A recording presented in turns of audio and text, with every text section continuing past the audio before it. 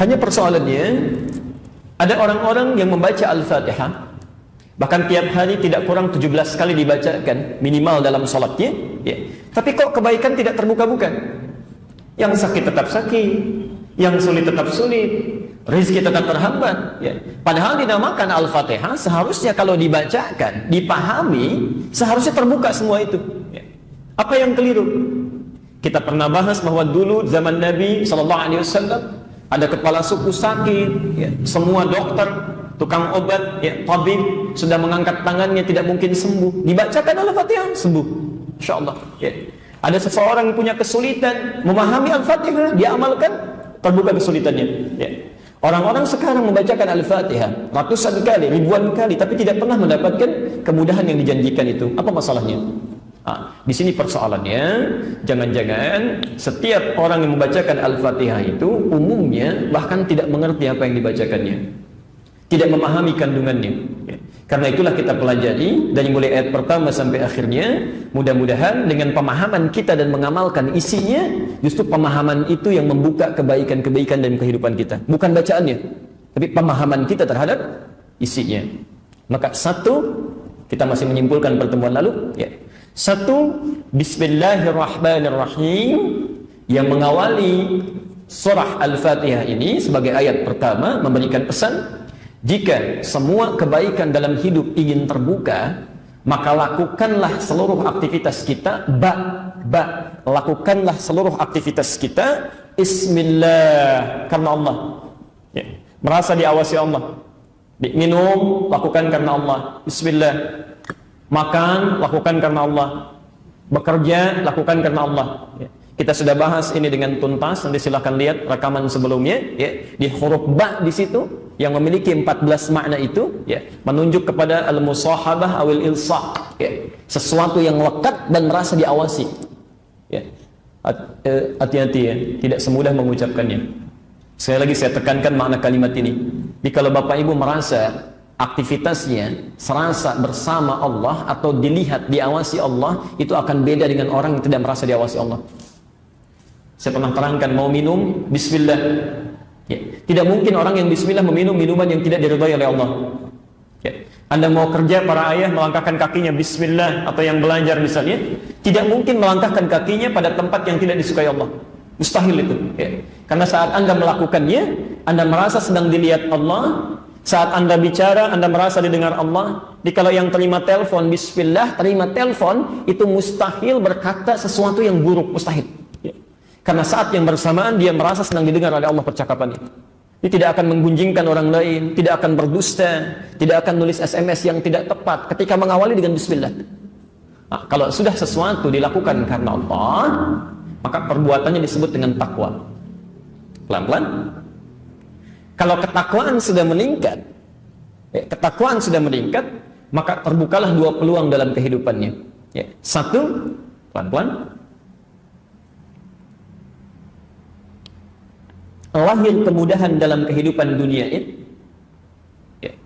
Jadi kalau seseorang melakukan sesuatu karena Allah, merasa dekat dengan Allah, yang punya rezeki Allah, yang punya solusi Allah, yang punya kemudahan Allah, ya, maka seluruh kehidupan dunianya akan mendapatkan kemudahan dari Allah Subhanahu wa taala, ya. Masalahnya diurai.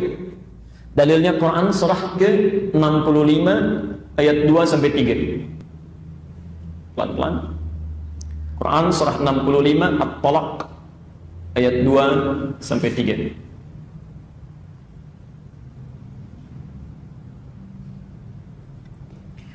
Wa may yattaqillaha yaj'al lahu makhraja. Lihat ujung ayat kedua, ya.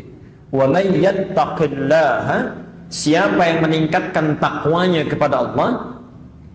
Tadi saya sudah sampaikan, kalau minum dilakukan karena Allah, makan dilakukan karena Allah, bekerja merasa dilihat Allah, segala perbuatan yang dilakukan karena Allah, tadi disebut apa? Takwa, ya. Nah, sekarang perhatikan kata Quran, siapa yang melakukan sesuatu karena takwa, ya, dia tingkatkan takwanya. Jadi ibu bapak dari bangun sampai tidur lagi melakukan aktivitas karena Allah, itu kan gak mudah tuh, ya, tidak mudah, ya. Ketika kita kerjakan itu, perhatikan persamaannya, yaj'al lahu makhrajan, insyaallah. siapa yang meningkatkan takwanya pada Allah, persamaannya yaj'al lahu makhraja, maka segala kesulitan hidupnya akan diurai. Ya. Kesulitan di rumah tangga, kesulitan di pekerjaan, kesulitan di kantor, kesulitan di kampus, ini diurai, diberikan solusi. Ya. Hidupnya pasti mudah, pasti mudah. Kesulitan rizki dibuka, karena itu ayat ketiganya disambung, wa yarzuqhu min haitsu la yahtasib. Bahkan rizki yang sulit pun Allah pasti akan mudahkan. Rizkinya dibuka. Insyaallah. Jadi ketika Anda melakukan segala sesuatu karena Allah, bismillah, ya, yang punya segalanya Allah. Ya, segala sesuatu dilakukan karena Allah, perbuatannya disebut takwa. Kalau ini sudah dikerjakan karena Allah, maka segala hal yang sulit dalam kehidupan akan diberikan, kasih solusi. Ya. Bahkan rezeki akan dibuka. Oke, saya ingat betul pesan saya ini, Bu, ya, Pak. Kalau kita memiliki kesulitan dalam hidup, tidak pernah tuntas dengan harta benda, tidak selesai dengan hebatnya pengetahuan, tidak selesai dengan tenaga yang sudah banyak keluar, maka coba, nggak usah bolak-balik ya, tidak perlu bolak-balik ke psikolog, psikiater. Ujung-ujungnya akan ke situ juga. Coba cek takwanya. Pasti ini yang bermasalah. Pasti ini. Ya. Nah, Allah sudah janji kalau kita tingkatkan ini selesai masalah. Ya, selesai persoalannya. Sifat Allah yang memberikan kemudahan dalam urusan dunia itu disebut dengan Rahman. Karena itulah seseorang yang bismillah dalam kehidupannya, maka Allah turunkan bagian kemudahan dari sifat-sifat yang melekat padanya untuk memudahkan persoalan makhluknya, namanya Rahman. Jelas di sini? Jadi kalau orang benar bismillah, ya, Allah berikan kemudahan dalam kehidupannya, mau rizki, mau solusi, dan seterusnya. Karena itulah bismillah Rahman. Ya, jelas ya? Baik. Yang kedua, pelan-pelan, saat seseorang melakukan aktivitasnya dilakukan karena Allah, dilekatkan nama Allah dalam aktivitasnya, minum bismillah, makan bismillah, kerja bismillah, maka secara otomatis pelan-pelan kalimat bismillah itu akan memberikan nilai plus pada aktivitasnya. Misal minum bismillah, fungsi minum menghilangkan haus. Jangankan orang Islam, non muslim pun minum, ya. Maka ketika orang Islam menyebutkan kalimat bismillah dalam minumnya, maka saat minum ini, aktivitas minumannya, bukan minumannya, aktivitas minumnya, itu plus, memiliki nilai plus. Ya. Memiliki nilai ibadah. Saya ulang, memiliki nilai ibadah. Ya. Jadi kalau Anda misal minum saja, tidak mengucapkan bismillah, tidak dilakukan karena Allah, tidak merasa dilihat Allah, maka fungsi minuman ini hanya sekedar menghilangkan haus semata, selesai. Tapi ketika Anda ucapkan bismillah, minum, dicatat bagian dari pahalanya, bernilai ibadah. Makan bismillah, jadi ibadah, ada pahalanya. Mau kerja, langkahkan kaki bismillah, dicatat, ada bagian pahalanya, ya. Ada nilai ibadahnya. Pelan-pelan. Kalau ke akhirat, kita nanti pulang, ya, ke akhirat untuk mendapatkan surga itu, ya. Bekal untuk ke surga itu apa? Ibadah. Tidak ada yang lain. Ya. Minuman itu bukan bekal ke surga. Mobil bukan bekal ke surga. Ya. Rumah bukan bekal ke surga. Makanan bukan bekal ke surga. Ya. Satu-satunya bekal ke surga itu cuma ibadah. Cuma ibadah. Jadi minum bukan bekal ke surga, tapi bagaimana minuman ini jadi ibadah baru jadi bekal ke surga. Saat Anda ucapkan bismillah, itu yang jadi ibadah.